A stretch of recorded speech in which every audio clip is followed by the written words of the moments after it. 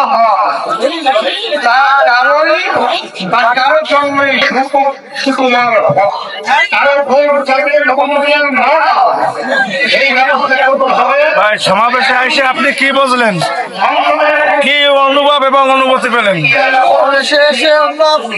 বুঝলাম হবে গণহত্যা বিচারের লক্ষ্যে যে কর্মসূচি চলছে সেটা বাস্তবায়ন হবে। ঘুষ নেতৃত্ব এগুলো সংসার থেকে বিতাড়িত করা হবে ইনশাআল্লাহ। আলহামদুলিল্লাহ।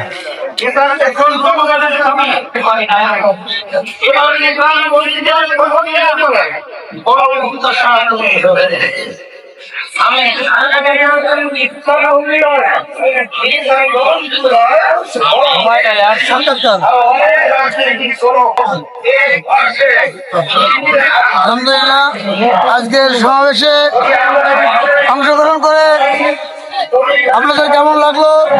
পাশাপাশি ভাই আপনি একটু বলবেন আজকের সমাবেশে অংশগ্রহণ করে কি বুঝলেন, কি আশা পেলেন?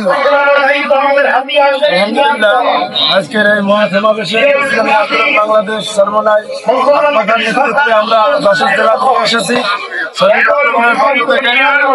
আমরা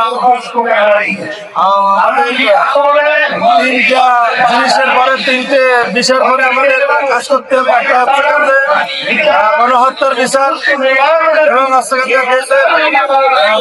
উৎপাদন সংস্কার এবং সংখ্যানুপাতিক নির্বাচন